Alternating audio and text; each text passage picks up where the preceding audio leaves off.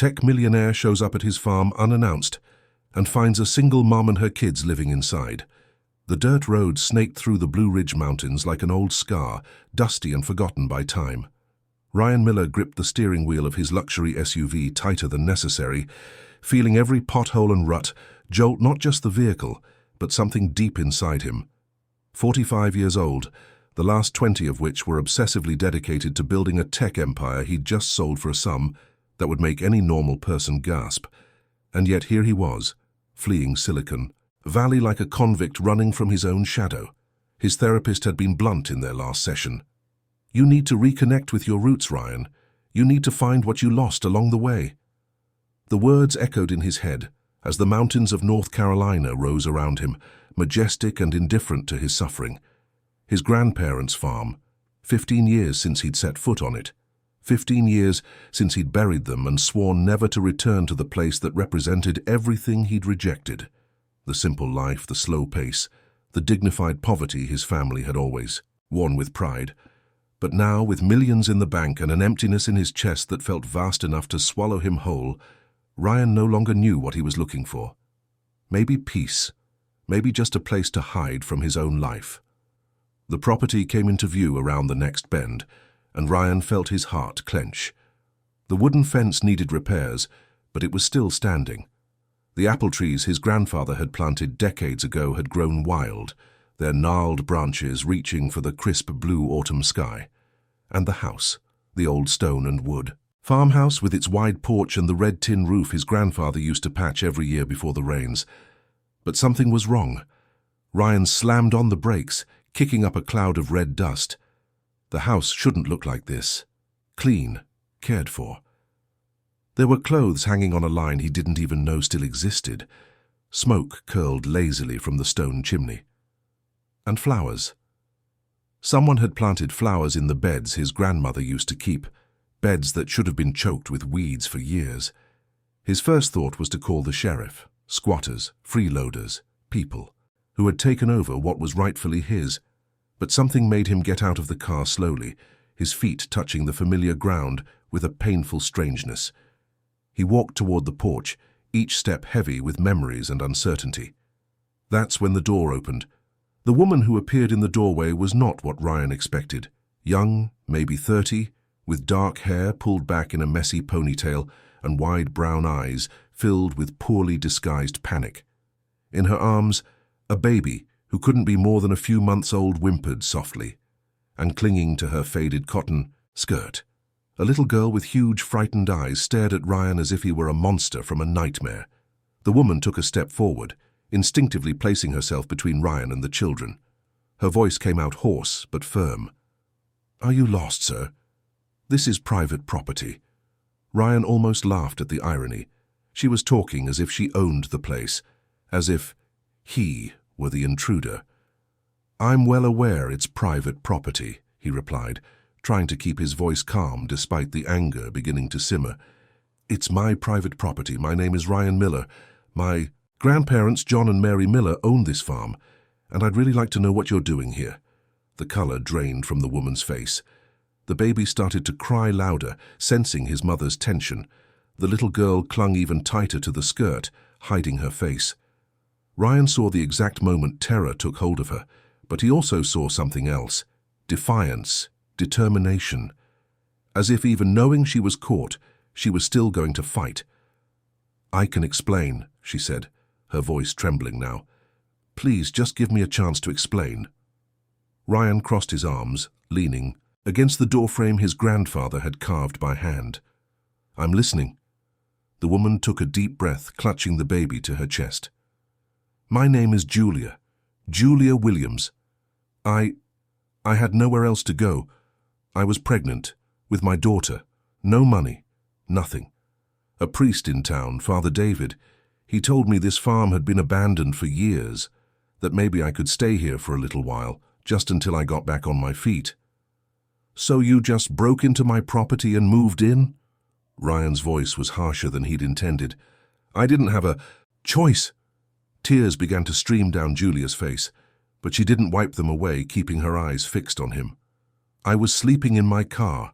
My daughter was cold, hungry. I'd take any job, cleaning, cooking, whatever came up, but nobody wanted to hire a pregnant woman for more than a day. When I got here, the house was falling apart. I cleaned everything. I fixed what I could. I planted a garden out back so we wouldn't starve. I didn't come here to steal anything. I came here to survive. Ryan looked past her into the house. He could see to the living room his grandmother had always kept immaculate, now simple but tidy. The old furniture he thought would be covered in dust and decay was clean, some of it even repaired. There were a few of the little girl's simple toys in a corner, neatly arranged. The air smelled of home-cooked food. "How long have you been here?" 6 months, Julia answered quietly. "My son was born here. By myself. I didn't even have money for a hospital." Ryan felt something shift inside him, something he couldn't name. He looked at the little girl clinging to her mother, her big eyes full of fear. At the crying baby. At Julia, who, even terrified, held her head high, protecting her children to the very end. He could call the sheriff. He had every right. It was his property, his inheritance, his sanctuary that this woman had invaded without permission. But when he opened his mouth to say just that, different words came out. "I'm coming in.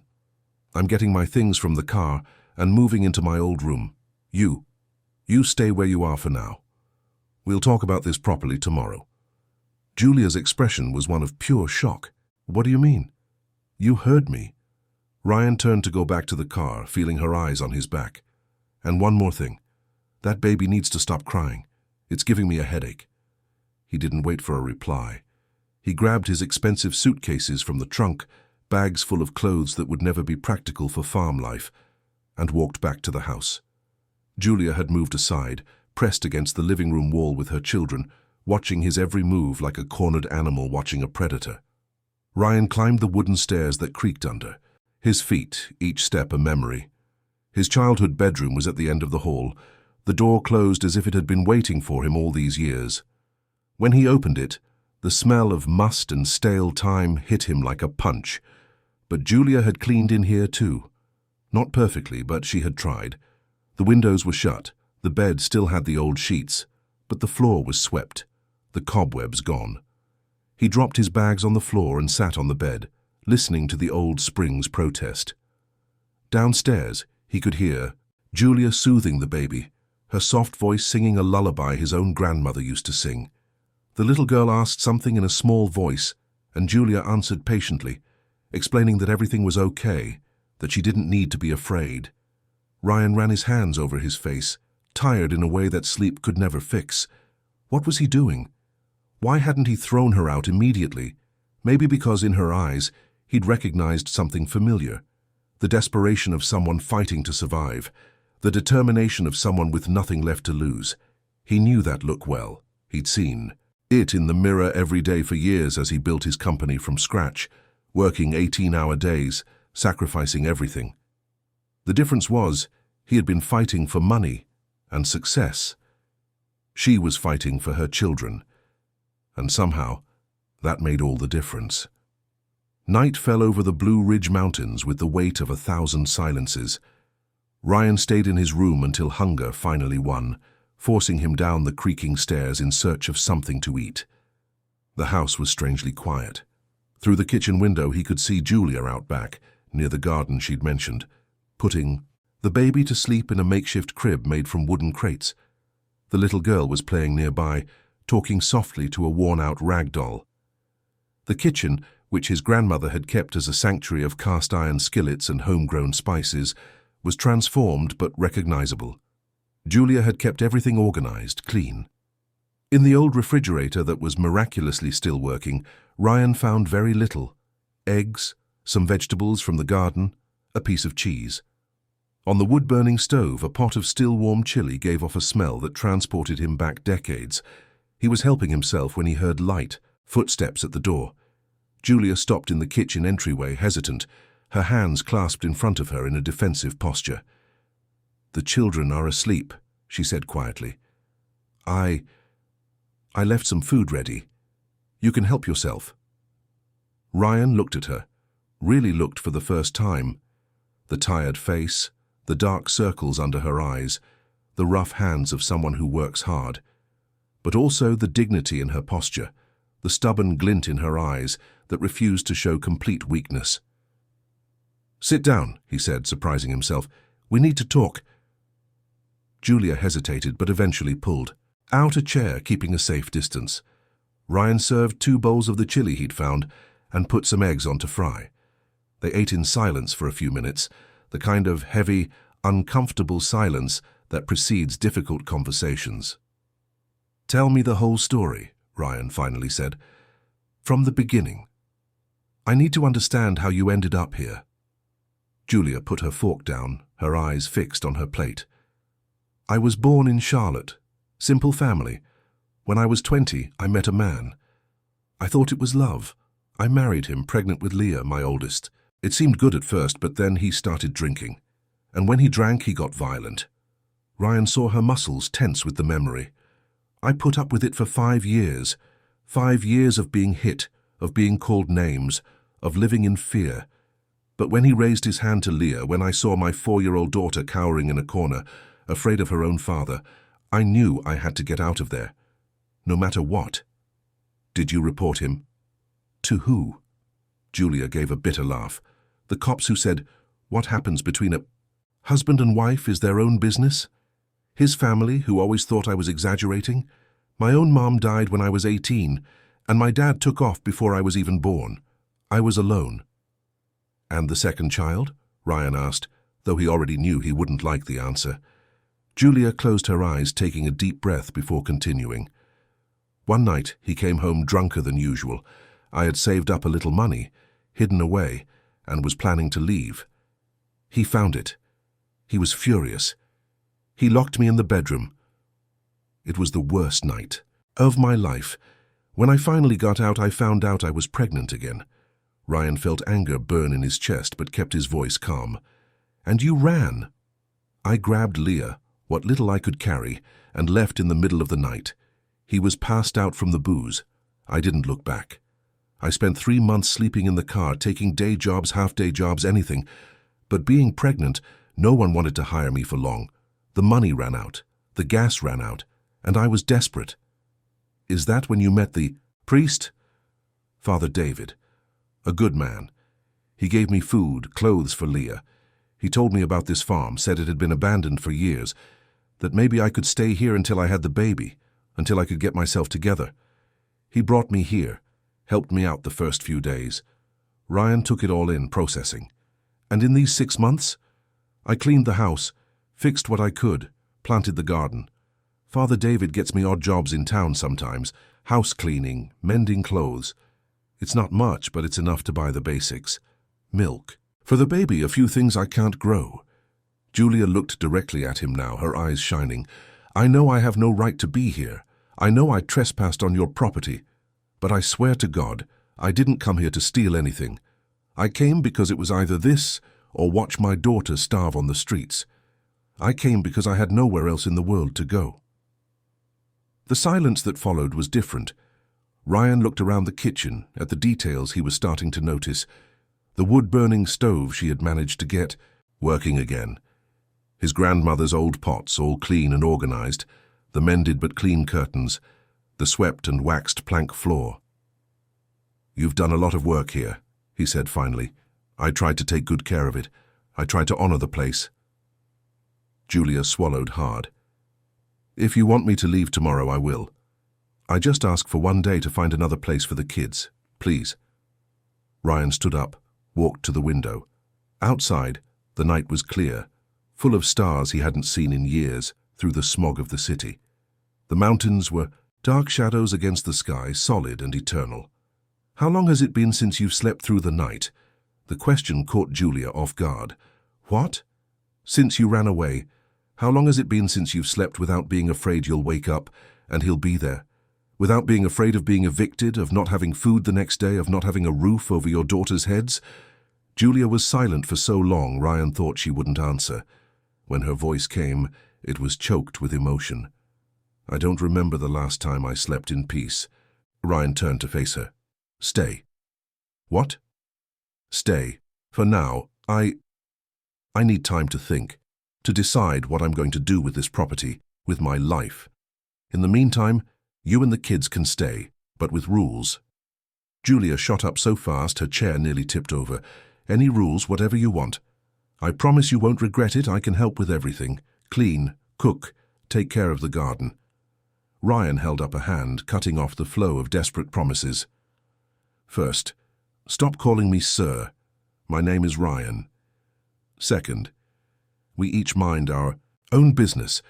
I didn't come here to be your boss or your savior. I came looking for peace and you just happened to be in the way. That's all." But Julia seemed unable to contain her relief. Thank you, Ryan. I swear you won't regret it. I can pay rent, not much right now, but as soon as I get more work." "I don't want your money." Ryan returned to the table, suddenly exhausted. "I just want some quiet, and for that baby to stop crying all night." "He's teething," Julia explained quickly. "I give him chamomile tea. It helps a little. I'm sorry if he bothered you." Ryan waved a dismissive hand. "I'm going to bed. We'll figure out how this is going to work tomorrow." He went up the stairs without looking back, but he could feel her eyes following him, filled with a gratitude that made him uncomfortable. In his room he lay down on the old bed and stared at the ceiling, listening to the night sounds of the farm. Crickets, the wind in the trees. In the distance, the low murmur of Julia soothing the baby who had woken up. He had come, looking for peace, for answers to the emptiness that consumed him. He hadn't expected to find an entire family occupying his refuge. He hadn't expected to see in a stranger's eyes the same desperation he felt, albeit for such different reasons. His therapist had told him to reconnect with his roots. Maybe fate had a very peculiar sense of humor. Or maybe, Ryan thought before finally drifting off to sleep, maybe there was some purpose in all of this that he just couldn't see yet. In the living room below, Julia rocked her son in her arms, silent tears rolling down her face. For the first time in months, they weren't tears of despair. They were tears of relief, of fragile, frightened hope, but hope nonetheless. Leah was curled up in a worn blanket on the couch, finally peaceful, and for the first time since she'd run away, Julia allowed herself to think that maybe, just maybe, everything might turn out okay. The first few days were marked by a careful dance of mutual avoidance. Ryan would wake up early and go for long walks through the apple orchards his grandfather had planted decades ago, gnarled old trees that still bore fruit despite the neglect. Julia moved through the house like a shadow, caring for the children, the garden, the household chores, always careful not to cross his path more than necessary. But it was impossible to maintain that distance forever in a house that, while large, had only so many rooms. And there was one variable neither of them had considered: Leah. The 5-year-old didn't carry the weight of the situation like her mother. To her, Ryan's arrival was less a threat and more a fascinating curiosity. On the third day, as Ryan was returning from one of his walks, he found her sitting on the porch step, her rag doll in her lap, watching him with those huge, solemn eyes. "Hi," she said simply, as if they were in the middle of a conversation that had just been paused. Ryan stopped, not quite sure how to react. "Hi. Are you the owner of the house?" The childish frankness caught him off guard. "I am. My mom said you're very important, that you have a lot of money." "Your mom talks too much." Leah shook her head seriously. "No, she barely talks, only when I ask. She's been really quiet since Daddy got mad." Ryan felt something tighten in his chest. He sat on the step next to her, keeping a respectful distance. "And you? Are you quiet too?" "Sometimes." Leah hugged her doll tighter. "But it's boring to be quiet all the time. I like to talk. My mom says I ask too many questions." "Asking questions isn't a bad thing." "So I can ask you things?" Ryan hesitated. Before he could think better of it, he answered, "You can." The smile that lit up the little girl's face was like the sun breaking through dark clouds. "Why do you have such a nice watch? Why are your clothes different? Why don't you eat with us? Don't you like Mommy's cooking? She's a really good cook. And why do you walk around outside all by yourself? Isn't it boring to be alone?" The questions came in a torrent, and Ryan found himself laughing for the first time in months. "One at a time, deal."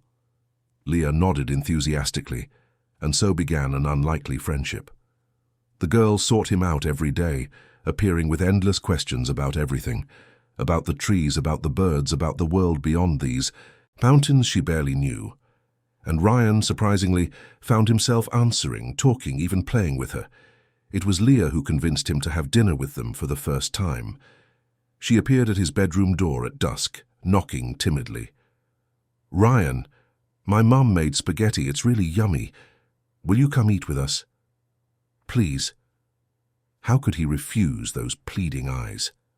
Ryan went downstairs and found the table simply set, Julia clearly surprised and nervous by his presence. The baby was sleeping in a makeshift bassinet in the corner of the room. They ate in silence at first, with only Leah chattering about her day, about the butterfly she'd seen in the garden, about the story she'd made up for her doll. Gradually, the awkwardness began to dissolve.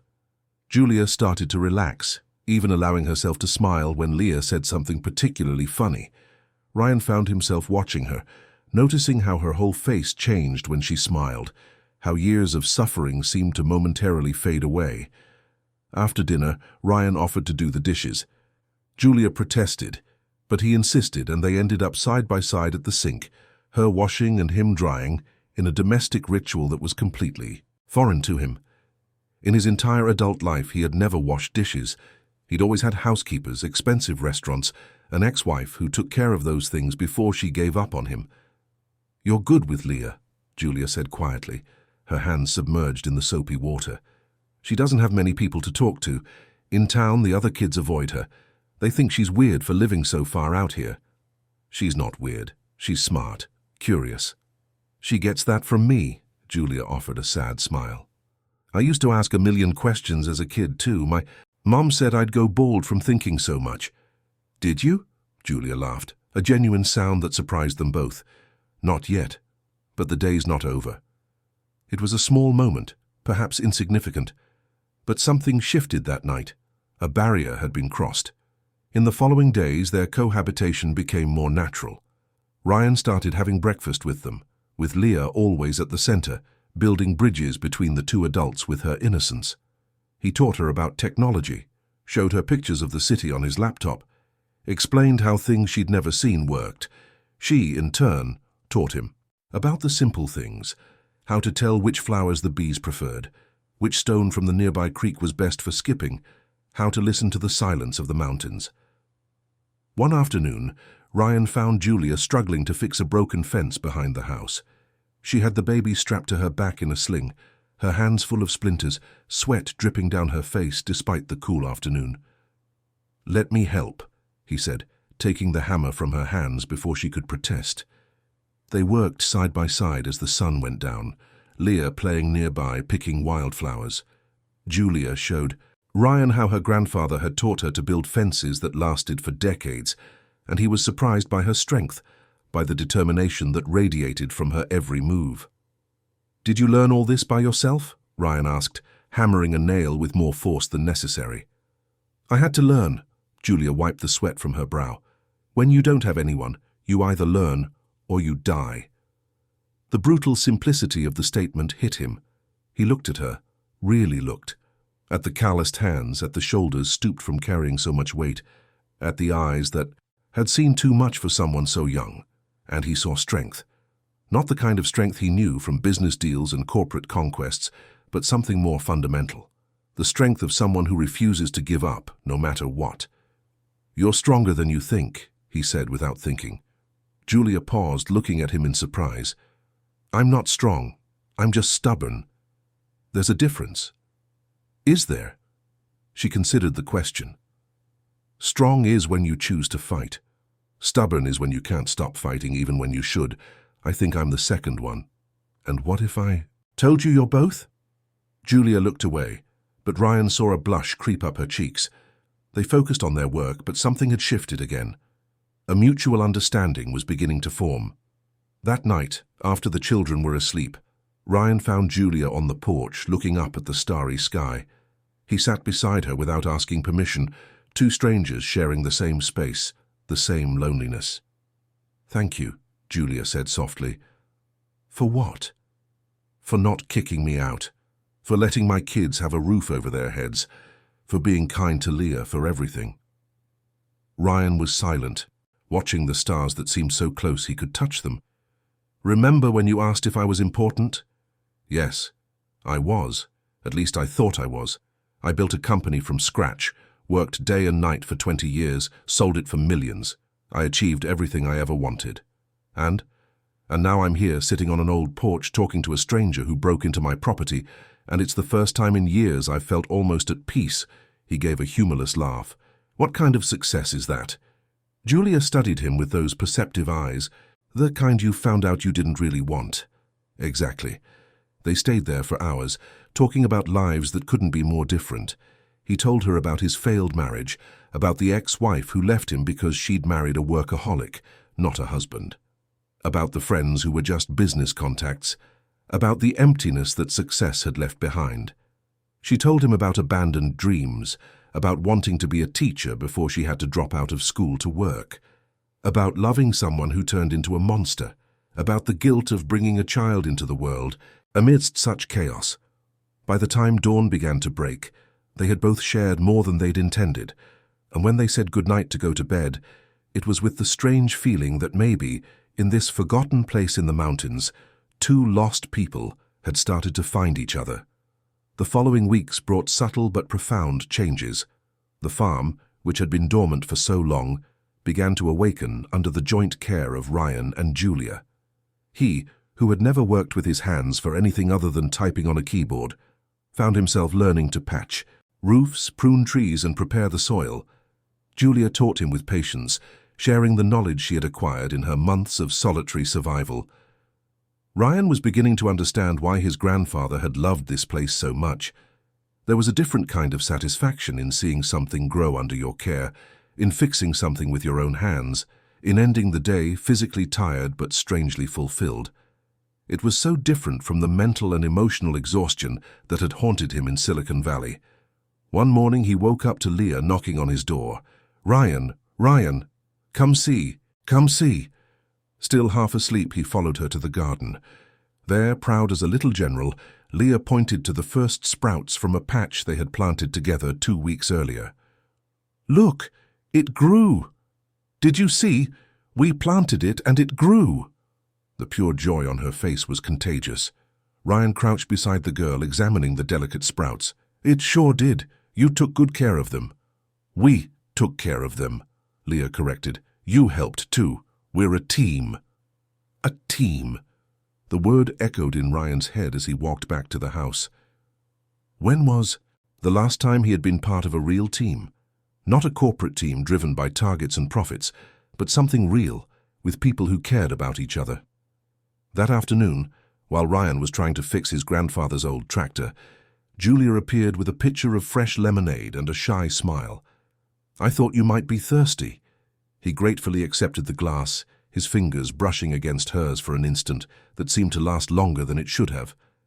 "Thanks. But I think I'm going to have to call someone who actually knows about tractors. This thing is beyond my skills." Julia laughed, a sound Ryan found he liked hearing more and more. "Let me see. My uncle had a tractor.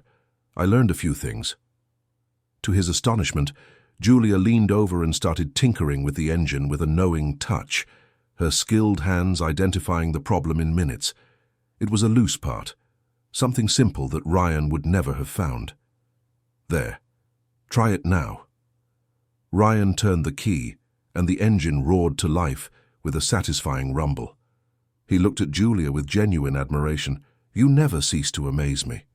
She shrugged, but the pleasure was visible on her face.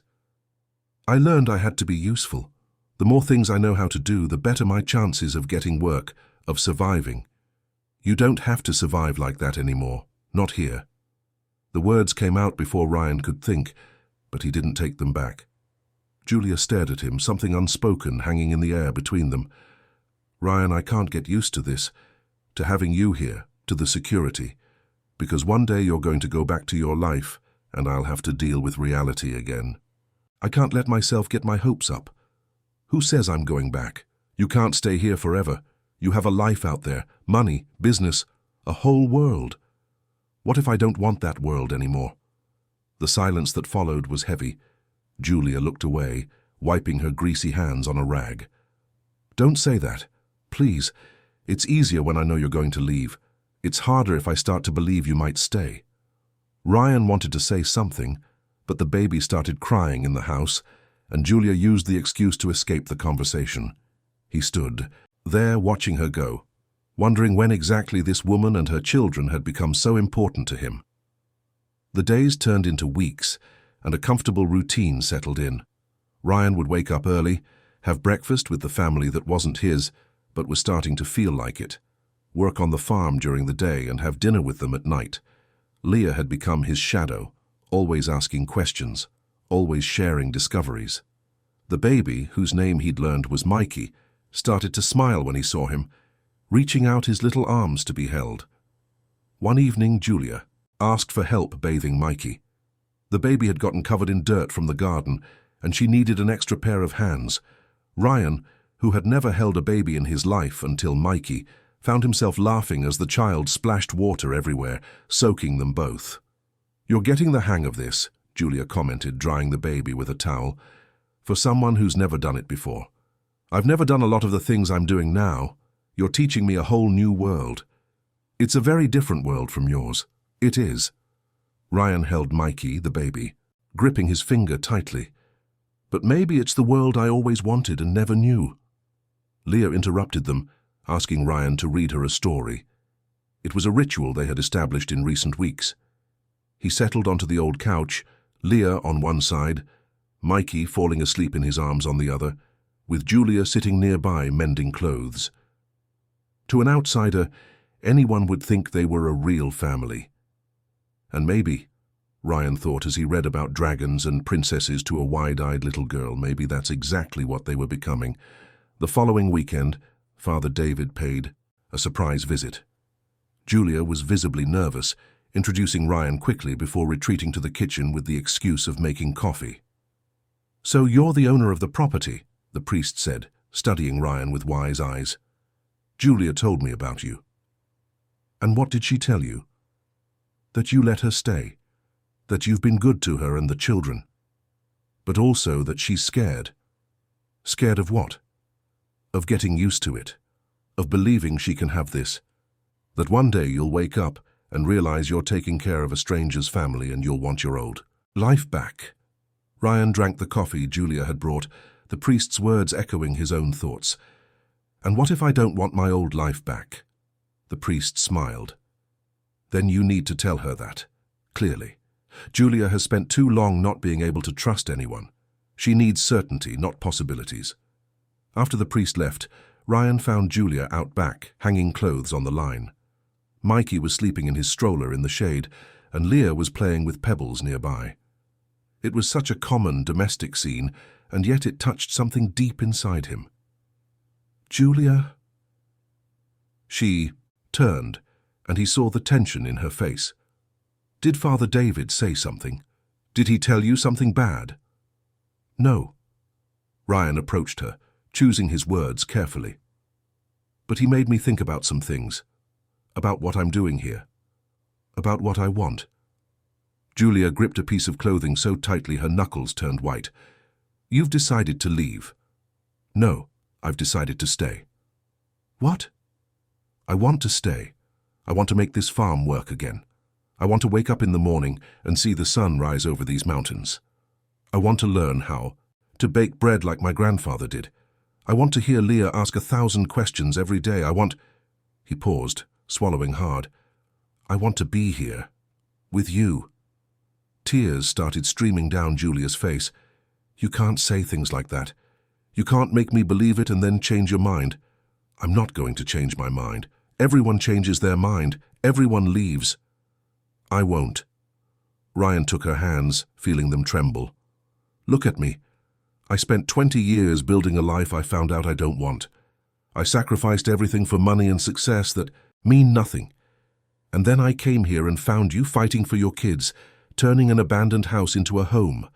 I found something real. I'm not giving that up." Julia sobbed, and Ryan pulled her into a hug. She resisted for a moment before letting herself relax against him. years of tension finally giving way. They stood like that for a long time, until Leah ran up, hugging both their legs, and Mikey woke up, fussing for attention. That night, after the children were asleep, they sat on the porch again. But this time when their hands touched, it wasn't an accident. And when Julia finally admitted that she was starting to feel something for him too, Ryan knew he had found what he'd come looking for at his grandparents' farm. It wasn't peace, it wasn't answers. It was belonging. It was purpose. It was love. 2 months had passed since Ryan's arrival at the farm. The property was unrecognizable. The apple orchards had been pruned and cared for, promising an abundant harvest. The garden had expanded, feeding not only them, but also providing produce to sell at the town's Saturday farmers' market.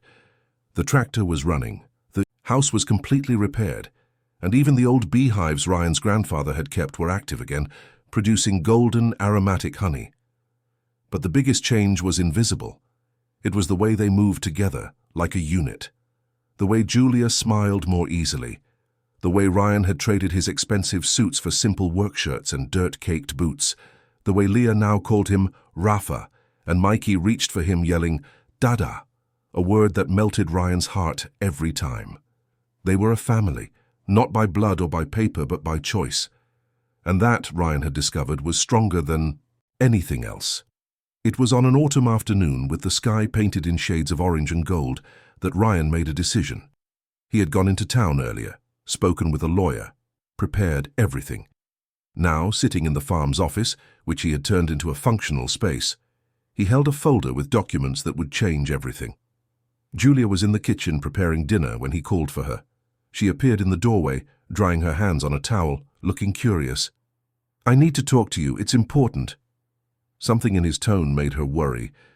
"Did something happen? Are you okay?" "I'm great. Better than I've been in years." Ryan took a deep breath. "But I need to sort out an issue that's been bothering me." Julia sat down, her hands clasped in her lap, waiting. "This farm is mine by inheritance. But for the last few months, you're the one who's taken care of it, who's turned it back into a home. You and the kids deserve security. You deserve to know you won't be kicked out, that you'll always have a place to call your own." "Ryan, we've already talked about this. You said I could stay." "I know, but it needs to be official, legal." He pushed the folder toward her. "That's why I had the deed of gift drawn up. I'm transferring the property into your name." The silence that followed was absolute. Julia stared at the folder as if it were a snake about to strike. Slowly, she opened it and read the documents. When she looked up, there were tears in her eyes, but also something else. Anger. "No." "What do you mean, no?"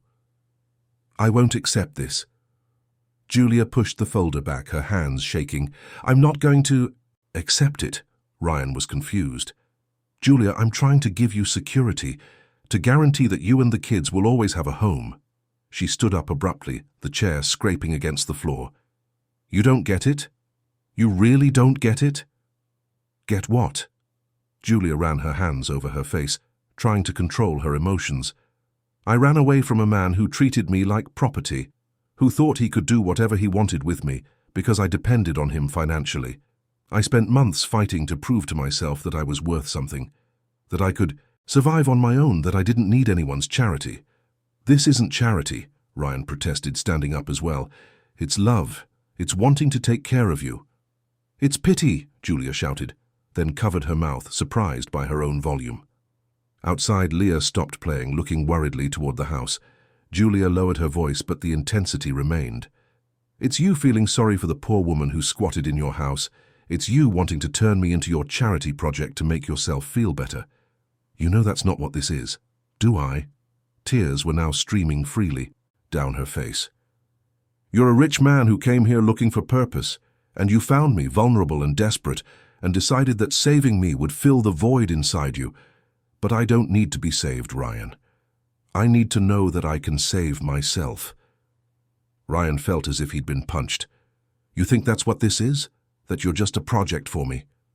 "I don't know what I am to you," Julia sobbed. "I know you're a good man. I know you care. But I can't accept this farm as a gift, as if I did nothing to deserve it. as if my only value is being the pitiful woman you rescued. Then what do you want? Ryan was desperate now. What do I have to do for you to understand that this isn't pity? That you and the kids mean everything to me? Julia faced him, her eyes red but her voice firm. I want dignity. I want to know that I can support myself. I want people to look at me and see someone who worked for what she has, not someone who was propped up by the kindness of a rich man. I fought so hard to keep my dignity, Ryan. I'm not giving it up now. The realization hit Ryan like a bolt of lightning. He had spent so much time thinking about how to help her that he never considered she didn't want to be helped in that way. That for Julia, accepting the property would be admitting she needed to be rescued. It would mean losing the one thing she had managed to keep intact through all the suffering, her sense of self-worth. I'm sorry, he said finally, his voice hoarse. You're right, I didn't understand. I thought I was doing the right thing, but I was just imposing my solution without listening to what you really need. Julia sat down heavily, exhausted from the emotional outburst. I know you meant well, but I can't accept it. Not like this. Ryan was silent for a long time, thinking. Then slowly an idea began to form. What if it wasn't a gift? What do you mean? What if I hired you, formally, as the farm manager? You're already doing the job. You manage the garden, the beehives, sell the produce at the market, keep everything running. You deserve to be paid for that. Julia looked at him suspiciously. Ryan, you don't have to invent a job just to give me money. I'm not inventing it. Ryan grew excited with the idea. I'm serious.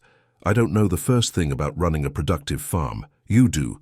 You learned, you adapted, you made this place thrive. I need someone who knows what they're doing. And that person is you. Julia hesitated. With a real salary, a legal contract? A fair market salary, a contract with full benefits, and a share of the profits from the produce sales, since you're the one making it all happen. And the house? You live here because you're the property manager. Housing is part of the benefits package. He studied her carefully. Does that preserve your dignity? Julia thought for a long moment. Finally, she nodded slowly. That I can accept. That I've earned, because I worked for it. Ryan felt relief wash over him. So you accept? I accept. But on one condition. What's that? You let me do my job, without interfering just because you're feeling guilty or protective. You trust that I know what I'm doing. I trust you. Ryan held out his hand. Do we have a deal? Julia shook his hand, a smile finally breaking through her tears. We have a deal, boss. They laughed, the tension finally dissolving. But when Ryan pulled his hand back to let go, Julia held on. Ryan, there's one more thing. Tell me. I know you have feelings for me. I have feelings for you, too. She looked down at their joined hands. But I'm scared. So scared. I spent so long in a relationship where I was worthless that I don't know if I can trust again. I don't know if I can open myself up like that. You don't have to be sure right now, Ryan said softly. You don't have to promise anything. We'll take it slow, at your pace. I just want you to know that I'm here, and I'm not going anywhere. Promise? Even when it's hard? Even when I panic and try to run because that's what I learned to do? I promise, especially when it's hard. Julia nodded, and then, in a move that surprised them both, she leaned in and kissed his cheek. Thank you for understanding, for respecting what I need. Always. That night, Ryan drew up new documents. Not a deed of gift, but an employment contract. And when he signed it, officially making Julia the manager of Blue Ridge Farm, he felt like he was doing more than just correcting a mistake. He was honoring her strength. He was acknowledging that real love isn't about saving someone. It's about walking beside them, respecting, supporting, but never diminishing. 1 year later, autumn again in the Blue Ridge Mountains, but what a difference a year made. Ryan stood on the hilltop, looking down at the property that spread out below him like a painting in warm colors.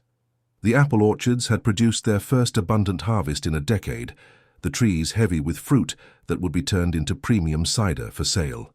The beehives hummed productively, yielding a honey that had already won an award at the regional fair. The expanded garden not only fed the family, but also supplied organic produce to 3 restaurants in town and to the weekly farmers' market that Julia managed with an iron fist and a welcoming smile. The house had been completely renovated. The new roof gleamed in the sun. The stone walls had been cleaned and reinforced, the windows replaced. The porch now had comfortable chairs where they spent their evenings talking, planning, dreaming. It wasn't luxury. It was something better. It was home. Ryan heard laughter coming from the garden and smiled. Leah, now 6½, was teaching Mikey how to identify different plants.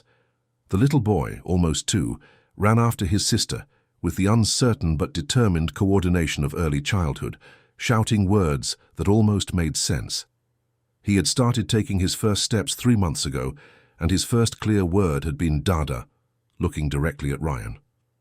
Ryan would never forget that moment, the way Julia had cried, her hand covering her mouth, the way Leah had jumped for joy, and the way he himself had felt his chest tighten with a love so intense it ached. Dada! Mikey saw him and came running up the hill, his short legs working hard. Ryan crouched down and opened his arms, catching the boy when he finally arrived, spinning him around as Mikey shrieked with delight. Leah reached them soon after, no longer the shy, frightened girl from a year ago. She had blossomed, gained confidence, made friends at the school in town. She still asked 1,000 questions a day, but now she also had stories to tell, adventures to share. Rafa, did you see? Mikey almost said pumpkin right. I was trying to teach him. He's getting close, Ryan agreed, ruffling the boy's hair. Pretty soon he'll be talking more than you.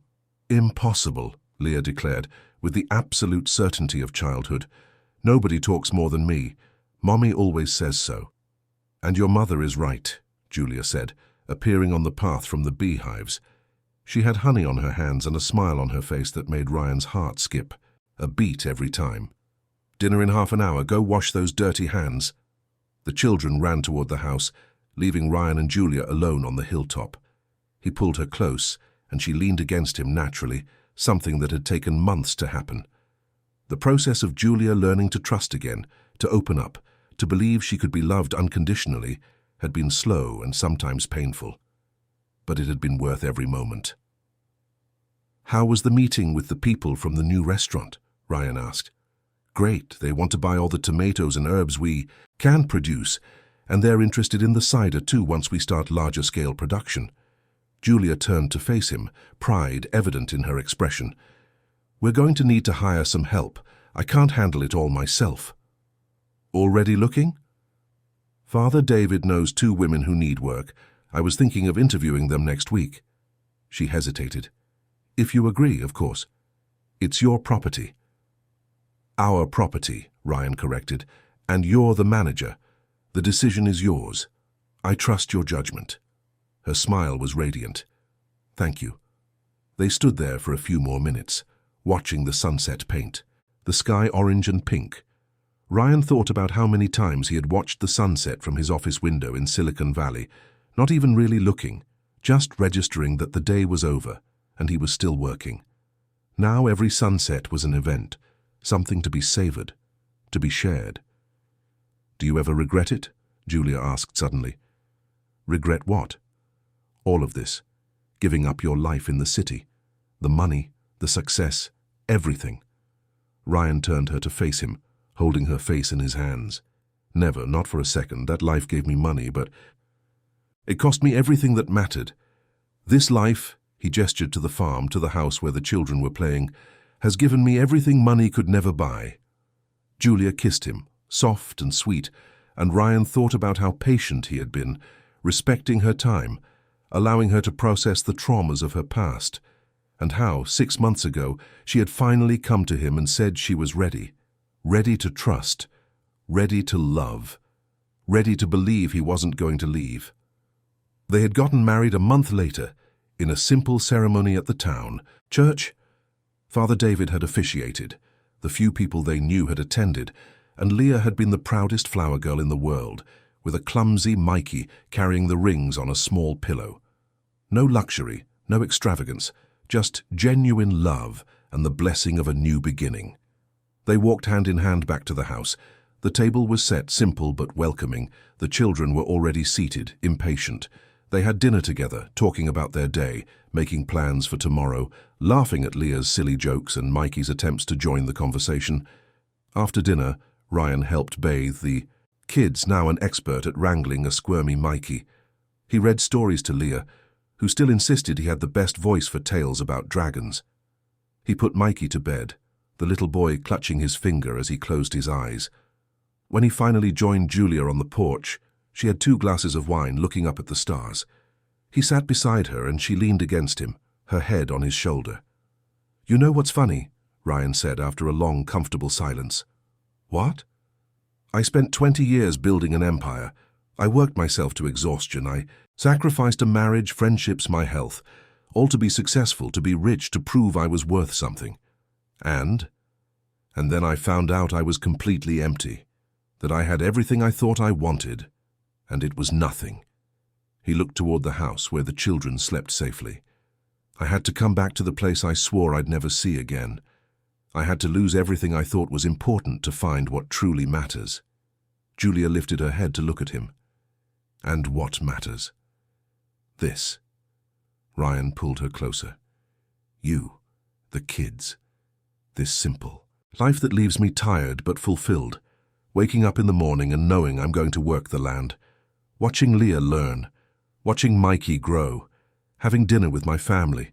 Sitting here with you, looking at the stars." He smiled. "The real wealth wasn't in the millions in my bank account. It was in having you fall out of the sky, squatting on my property, and turning my life completely upside down." Julia laughed through her tears. "I didn't fall out of the sky. I was desperate and out of options. You saved my life just as much as I saved yours, maybe more. You taught me what's really important.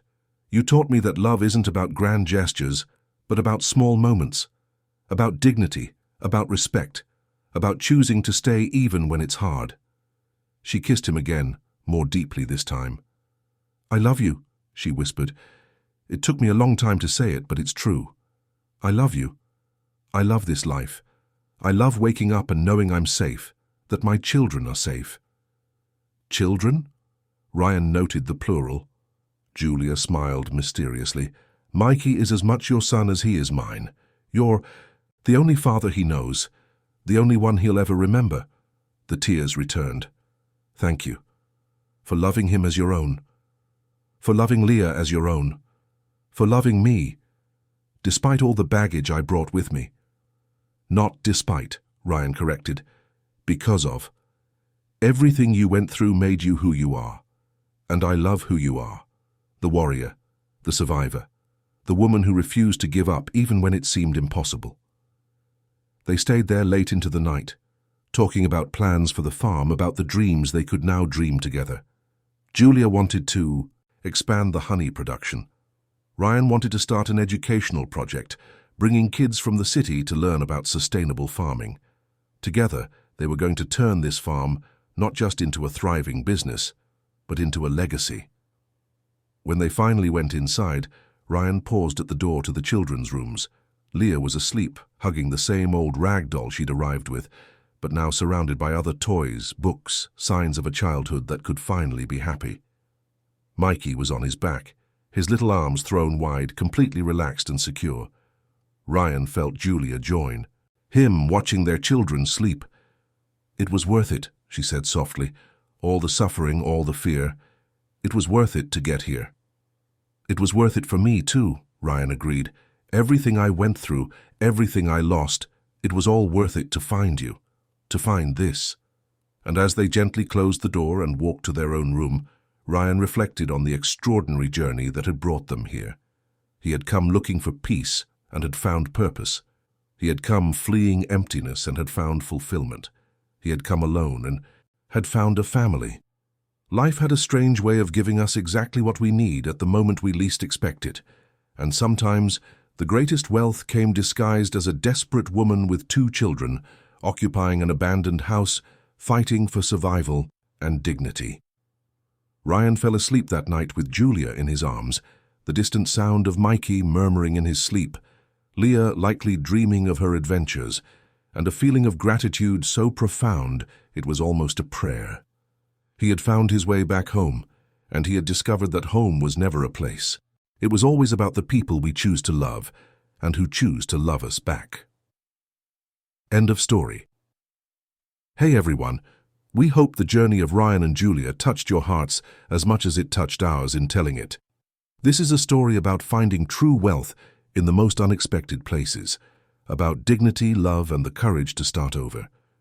If this narrative resonated with you, we invite you to subscribe to our channel so you don't miss any of the emotional stories we have in store.